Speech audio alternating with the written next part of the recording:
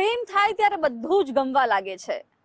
આખી દુનિયા ખોટી અને પ્રેમ સંબંધ જ સાચો લાગે છે. પોતાના માટે સારું નરસું શું એ નહીં, પરંતુ કેમ કરીને એકબીજાને વધારે સમય આપી શકે તે માટે પ્રેમીઓ વિચારતા હોય છે. પરંતુ કહેવાય છે ને કે પ્રેમ આંધળો હોય છે. પ્રેમ પાછળ મૂકેલી આંધળી દોટ ક્યારેક તમારી માટે બરબાદી નોતરે છે. અને આ વાતની સાબિતી પૂરતી ઘટના ઘટી છે સુરેન્દ્રનગરમાં.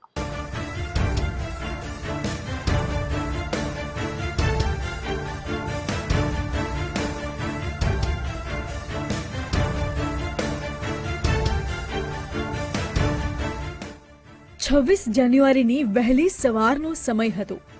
થોડું અંધારું હતું, થોડું અજવાળું હતું.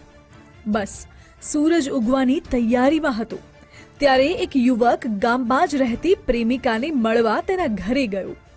પ્રેમિકાના પિતા, માતા અને 2 ભાઈઓ ઘરમાં સૂતા હતા. ત્યારે યુવતી અવાજ ન થાય એ રીતે બહાર ગઈ અને ઘરની બહાર પ્રેમીનો હાથ પકડીને બેઠી હતી. પ્રેમી પંખીડાઓ પોતાની વાતોમાં ખોવાયેલા હતા. આ દરમિયાન અચાનક જ યુવતીનો ભાઈ બહાર આવ્યો અને જોયું તો બહેન તેના પ્રેમી સાથે હાથમાં હાથ પકડીને બેઠી હતી. આ જોઈ તેણે પિતા અને બીજા ભાઈને જગાડ્યો અને ત્યારબાદ આ સુંદર પ્રેમ કહાનીનો કાતિલ અંત આવ્યો. સુરેન્દ્રનગરમાં સનસનીખેજ હત્યા. પ્રેમ સંબંધમાં ખેલાયો ખૌફનાક ખૂની ખેલ. પ્રેમિકાને મળવા જવાની કિંમત જીવ આપી ચૂકવી. સાંભળવામાં કોઈ ફિલ્મની સ્ટોરી જેવી લાગતી આ ઘટના સુરેન્દ્રનગરના ચુડા તાલુકાના વનાળા ગામની છે. આ ગામમાં રહેતા હરેશ સરવૈયા નામના યુવકને પ્રેમિકાના પરિવારે મોતને ઘાટ ઉતારી દીધો. ચુડા તાલુકાના નાનકડા ગામમાં વહેલી સવારે બનેલી મોટી ઘટનાએ આખા ગામમાં ચકચાર મચાવી દીધી.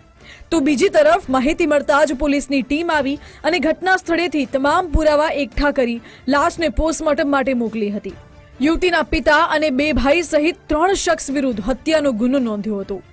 પ્રેમિકાના પિતા જીવણ સરવૈયા, ભાઈ પ્રકાશ અને ચિરાગની ધરપકડ કરવામાં આવી છે.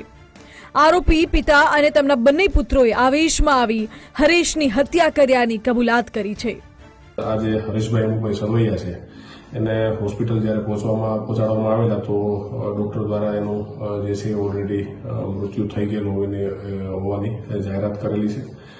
હાલ જે છે મરણ જનારના ભાઈ જે છે હિતેશભાઈ અમુકભાઈ સરવૈયા એણે પોલીસ સ્ટેશન ખાતે ફરિયાદ નોંધાવી છે અને બીએનએસની કલમ 103(1), કલમ 54 અને જીપી એક્ટની 135 મુજબની જે છે એ કલમો લગાડી અને ફરિયાદ દાખલ કરવામાં આવી છે. અને આ ઉપરાંત જે 3 આરોપીઓના નામ જે એફઆઈઆરમાં લખવામાં આવેલા છે, જીવણભાઈ મથુરભાઈ સરવૈયા, પ્રકાશભાઈ જીવણભાઈ સરવૈયા અને ચિરાગભાઈ જીવણભાઈ સરવૈયા, 3 આરોપીઓને રાઉન્ડ અપ કરી અમને પૂછપરછ હાલ ચાલુ છે.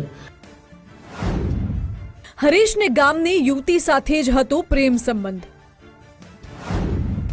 યુવતીના પરિવારે અગાઉ સમજાવ્યો હતો યુવકને.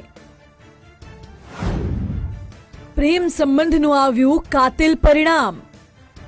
યુવતીના પિતા અને બંને ભાઈએ આવેશમાં આવી ખૂની ખેલ તો ખેલી નાખ્યો, પરંતુ તેના પરિણામે હરેશના ઘરમાં મોતનો માતમ છવાઈ ગયો છે.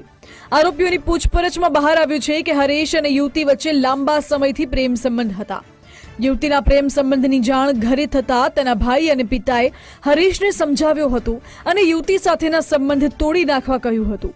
તેમ છતાં હરેશ અને યુવતી પરિવારની જાણ બહાર એકબીજાને મળતા હતા. પ્રેમ સંબંધમાં અંધ બનેલો હરેશ વિચાર કર્યા વગર પ્રેમિકાને મળવા તેના ઘરે પહોંચી ગયો.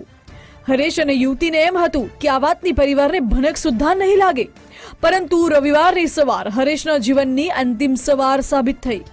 પ્રેમિકા સાથે તેના ઘરની બહાર બેસેલા હરેશ પર કાળ બનીને યુવતીના 2 ભાઈ અને પિતા તૂટી પડ્યા. યુવકને છરીના ઘા મારી તેને મોતને ઘાટ ઉતારી દીધો.